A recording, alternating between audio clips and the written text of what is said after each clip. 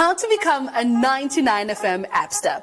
Well, it is available on the Android and iOS app stores absolutely free. Simply search 99FM app and click download. After installation, you need to register your profile in order to be part of the 99FM app family, and the app provides you exclusive space just for you. Yes, you, our loyal listener. And as a 99FM appster, you get to connect directly with us. Plus, you get to gain exclusive access, might I add, to inspirational content and not to miss out on competitions. Available only on the 99FM app and nowhere else. So, what are you waiting for? Download it now. 99FM, your inspiration station. Home is where the heart is, and Serie A is all heart. It's football that oozes passion, drips drama, and boasts some of the biggest names in the game. Let's go say no! For all the Serie A action your heart can handle, tune in to Super Sports Select 1 and make every game a home game for you and your family. Get and stay connected to GoTV to get home ground advantage all day, every day. GoTV. Love it. FM, welcome to our Royal Hustler interview, and this morning's one is one that Mo and I have been looking forward to actually ever since last week. Yeah. Because we were on some, we might just, things are going to be going down. Have Gabriel Ikena, who is an IT project manager in e-commerce. He works in that space and he loves keeping fit, and he has competed, like I was saying, in 2 Oceans Marathon, and he's currently working on a few startup businesses, and one such a business is Gabriel and Ferraro Wine and Spirits, and it is an online wine and spirits distribution company. Welcome to the show, Gabs. Thank you for having me. Why are you so composed now? I don't know. Like I was gonna say, like, is there somebody listening? What's going on, brother? Stage right. No, you're gonna be doing just fine, Gabs. Let's get straight into it. Tell us a little bit about yourself. Where you from? Where did you grow up? Where were you born? So I'm from Tsumeb, a little triangle town. Aww. I'm mining town, so I grew up there with my parents and my little brother, sister, and older siblings. Okay. So you're the oldest of how many, or the youngest? I am the middle child of a lot of children. Oh, great, big family. Yeah, my parents are into making babies. I don't think an African mom wants to hear that. I'm sure she must not hear this. She shouldn't at all. Like, No, so Gabby, when you were growing up, what were your aspirations? What did you want to become? I know that Sibo wanted to become a doctor. Sorry. Is that not you? Was that not your same confession yesterday? Sorry. So, what did you... Yeah, to tell the truth, I always wanted to be an astronaut. I won't lie. Even my science fair projects were all the Milky Way based thingy. So like from grade 4 to matric, my science fair projects were all that. Got a few leads where we even went to ESCOM, we win those science competitions, science fair projects competitions, went to ESCOM like 3 times. Beautiful place, I must say. Oh, so you're the reason ESCOM is having a lot of... load shedding. So I didn't even know that ESCOM was in Dubai. I just sort of went to bits and I'm like, okay. That's going to be something nice. No, continue. So it's always something that I wanted to become. But as like in our bamboo setups, our parents always thought that the professions that you must be is a doctor, engineer, this type of thing. So I didn't like engineering that much, so I ended up doing IT at Polytech that time, which is now called NAST. So I did system administration and networks. Yeah. And then I got a chance to go into project management. So I worked on a few government IT projects, the Human Capital Management System. I worked for the Electoral Commission for the registration system for voters and the voting system also, So I got a chance to work on some quite big national projects when it comes to IT project management. That's so beautiful. I want to take you back just a little bit. With all of these IT projects that you've worked on, and coming from, like you said, a small triangle town, what was that like, and how did you get yourself exposed outside of a small town? Because most the running gag is small town, small mind. Yeah, I must say one thing about Tsumeb is because there's so many personalities, because it's also an educational hub for the northern kids. Oh, wow. Yeah, so you'll find kids from Rundu, from Oshakati, from Grootfontein, all over. They come school in this little town. So it's like a little varsity. So your personality gets, it really molds into something quite big. For example, if you do sports or arts or anything, you were given the chance to be very good at it and exposed because of the. I would like to comment. I like to congratulate the old principal, who was then Mr. Struwig. He really gave a chance to any kid who was good at anything to excel it. So it really gave. I was good at rugby and talking, so yeah, I excelled in that, and you were given the platform for all of those things. Yeah, that's so beautiful. How did you then get into the wine distribution? Before I quit drinking, I used to like alcohol. So surprising to say. So yeah, I've always liked selling stuff. Okay. Yeah, I always liked selling stuff. So I was telling myself, I wanna create an e-commerce shop, something like Woolies. You see now, if your mom sends you to Spar, you will go touch the tomatoes and stuff, because we don't have a proper quality assurance processes like the Woolies, for example. Those shops where you just find, bring me 4 tomatoes from Woolies, because of the quality assurance process they have, it's top notch. So I wanted to create something like that, but it had to start from somewhere. So I was looking at, we're already a beer culture here, it's already big. The wine culture is coming. So I said, okay, let me tap into that. So I got a few Western Province wines that are very popular here and also very market friendly. So I got that, put it on a website, and then started selling. So even now the website is still in progress. So the next steps is to add the spirits. I'm just trying to acquire a few distribution licenses, and the final part is the food now, where you could actually have a one-stop shop for all your bottled, packaged items in a shop. That's the end goal actually. But a proper quality assurance process where you say, Gabriel, we want onions, and you don't have to see the onions to buy them. So that is the end goal for the Gabriel and Ferrero brand. Firstly, you can tell that he's Namibian because he said dingasis in the whole English sentence, which is quite interesting, but anyway, I digress. So, from a business development perspective, when you're starting a business, there's so many challenges that one is faced with. Now, your market is almost quite niche because you did say that you have licenses from Western Province wines to distribute them locally. Could you perhaps just take us through some of the challenges that you face specific to what you're doing? Yeah, first of all, for a young black kid, the capital, I must say, if you're not from a really fortunate family, the capital is quite hard to gain because people still sell these stories of, you could start with 5,000. Yes. You can't start with 5,000. You need money. You need serious money. I had a privilege where some of my friends chipped in to assist. So we're doing quite okay, but for such businesses, you need money, you need to know a few people because some of these licenses are monopolized. Because of the Namibia and South Africa relations. So some guys were very fortunate, like back in the days, to monopolize these contracts with big companies in SA that we trade on a daily with. So it was hard, but fortunately I had a few friends. I have a friend, Michelle Ferrero, she's based in Cape Town, so she could assist me with that. So we're going to take a little bit of a breather there and go to a musical break and then come back and we're going to talk about the wine estates in Namibia as opposed to South Africa.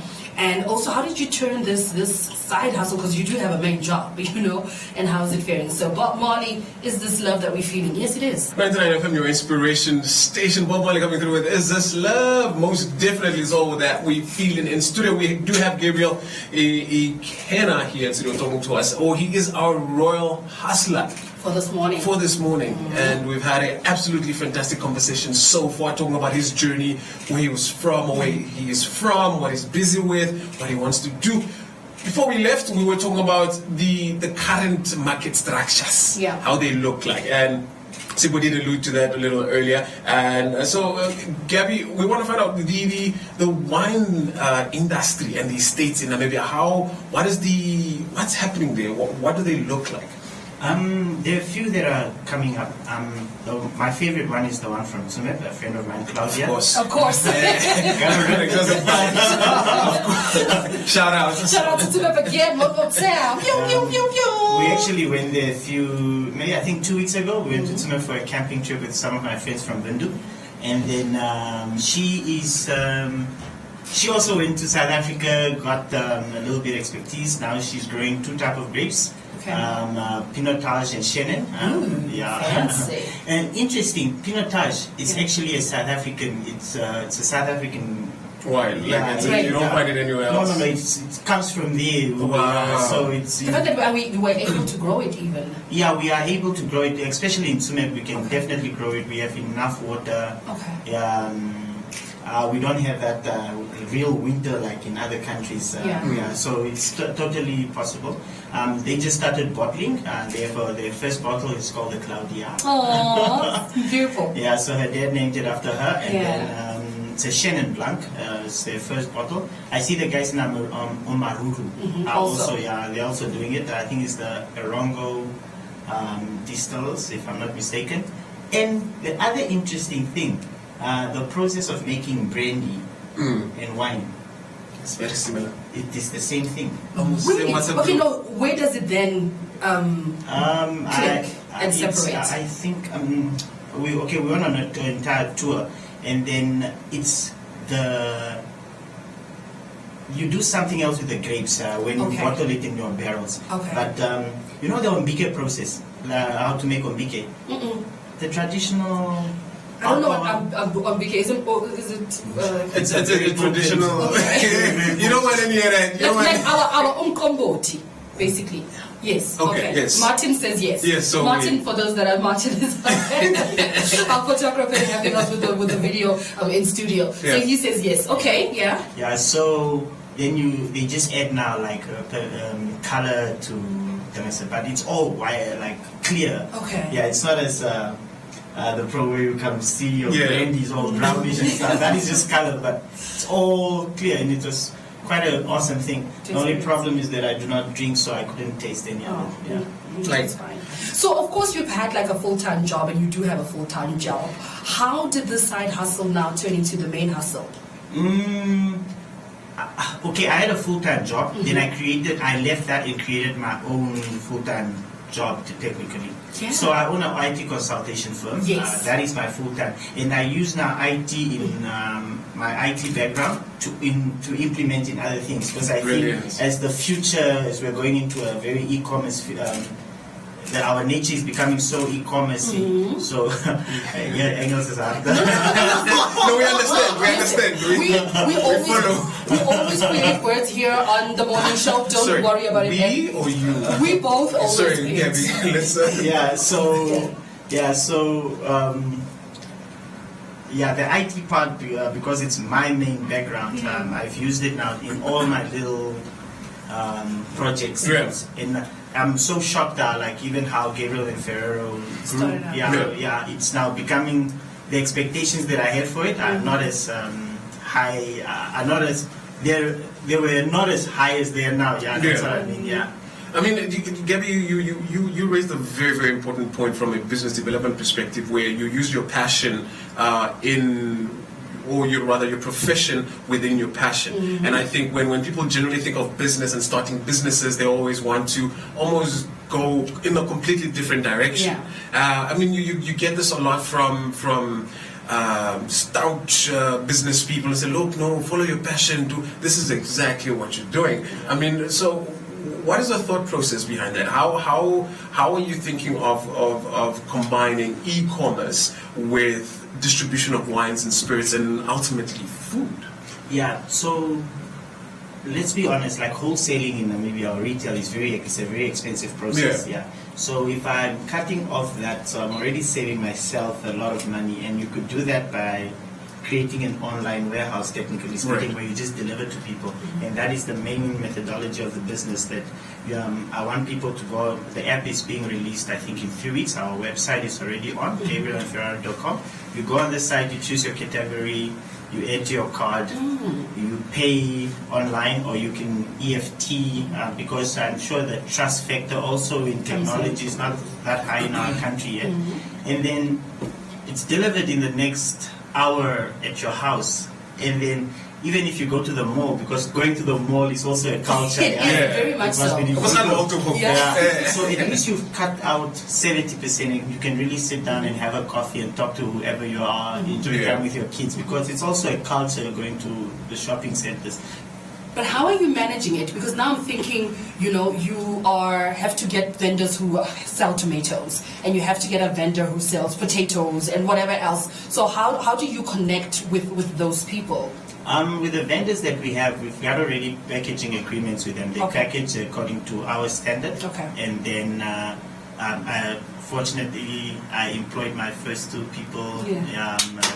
Creating employment. Yes. Bravo. Job opportunity. Job opportunity. Yes, yes, there we go. Yes. That's what we need. Yeah, so I employed 2 varsity kids now. Both got driver's license, both ladies. And then they pick up and then they deliver. But everything is already packaged with our little quality assurance process that we want to guarantee to our clients. And then we also use local vendors, so especially when it comes to the food part. And it's also so each one can eat from the supply. Indeed. Yeah. So finally, your hopes, because I know you were saying that you want to make it bigger, and you're already bigger than what you have already dreamed or imagined. So me as a consumer who's like, the generation Z's and Y's, we really are like online shopping is like a tap and a finger away. Where are you hoping to grow more from this? In the next 12 months, I really want to increase my volumes, especially from the website. I see people are still reluctant. They'll make an order, but they're making it on WhatsApp, for example, and stuff like that. I'm not saying it's wrong, but the main thing was for the site to get a lot of traffic also, so that's what I wanted.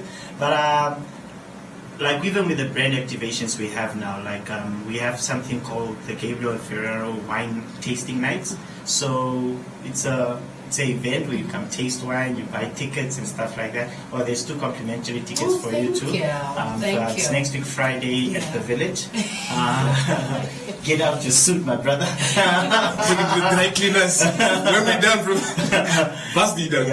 So we try to explain this process to people there. And our first event, even payment processes, we use financial apps and people e-wallets. Like PayPal, Pay Today, because our menus are on those apps. Okay. And then you'll see the guy,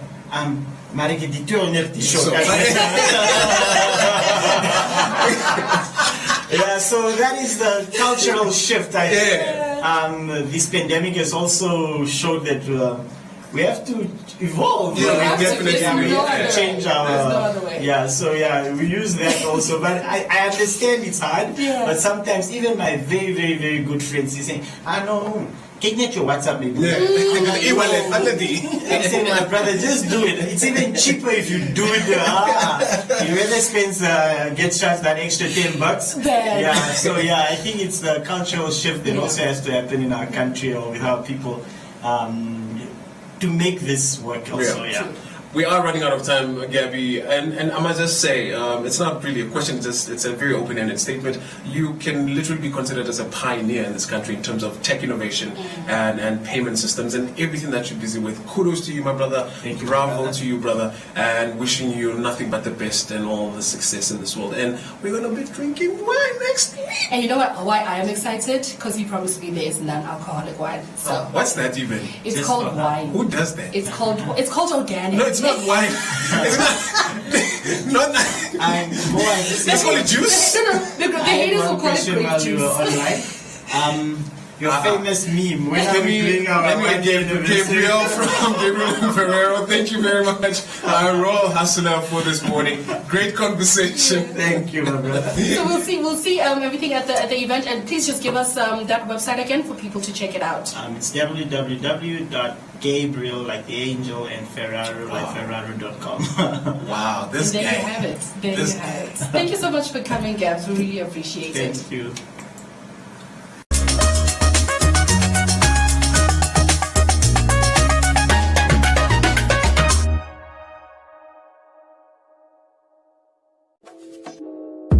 Stay true to who you are and stay true to Namibia's sounds. Starting September 4th at 7 p.m., Valentine's and 99 FM bring you the True Music Sessions, a back-to-back playlist of our nation's finest artists, brought to you by the finest blended Scotch whiskey, Valentine's. Stay true. There's no wrong way.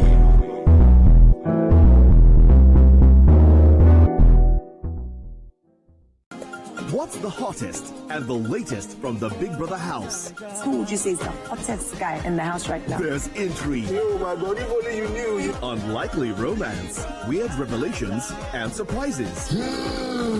Catch the hottest gossip, the wildest theories, and a whole lot more on The Buzz with your host, Toke Makiwa. My name is Toke Makiwa. Watch BBN Season 6, The Buzz, on Tuesdays and Saturdays only on Showmax. Sign up at showmax.com.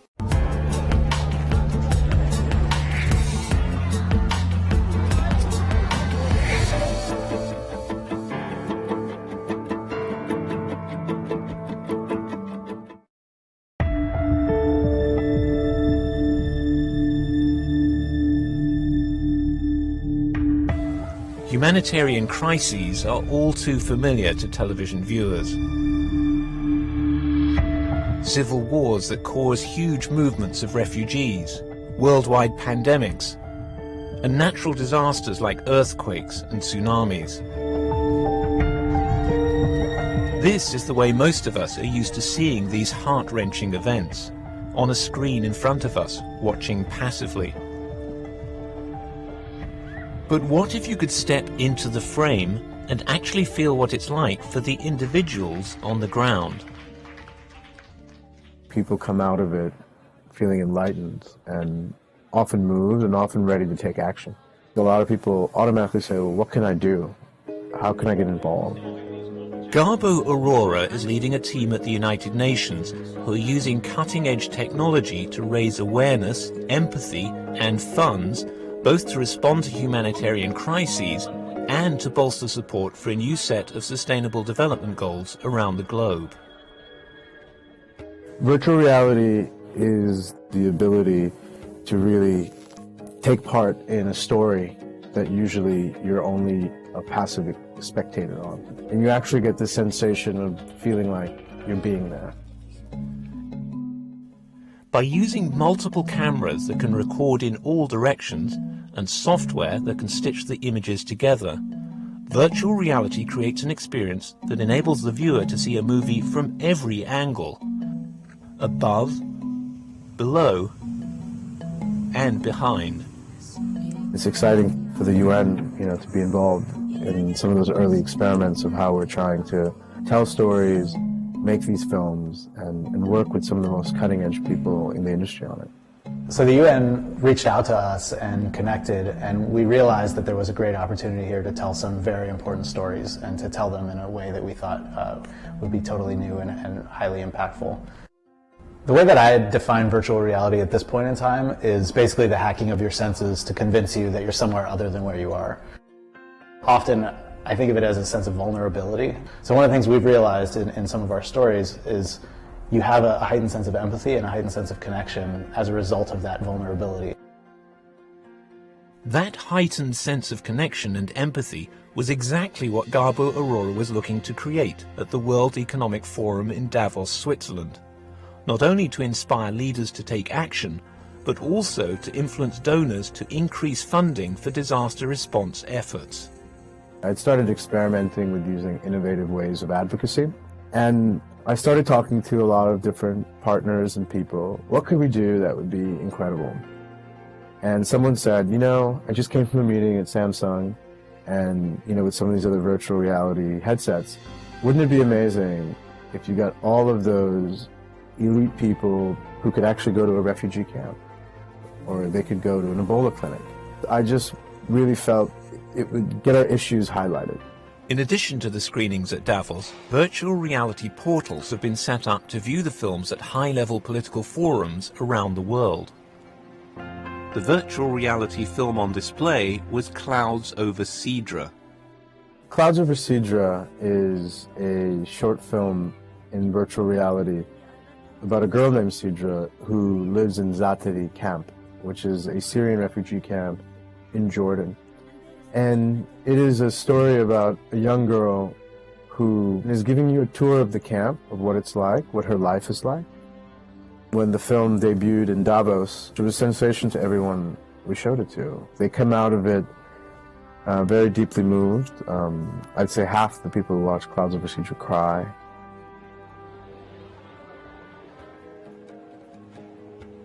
And then we cut a version for UNICEF for its face-to-face fundraisers. The way they do that is usually someone with a clipboard on the street in Europe or in different countries. So they thought, well, what if we got people to experience virtual reality on the street? Quite sad. They don't have a good environment to stay. We try our best to help them. Early reporting from UNICEF has shown that when using virtual reality, they've doubled the effectiveness of their fundraising efforts.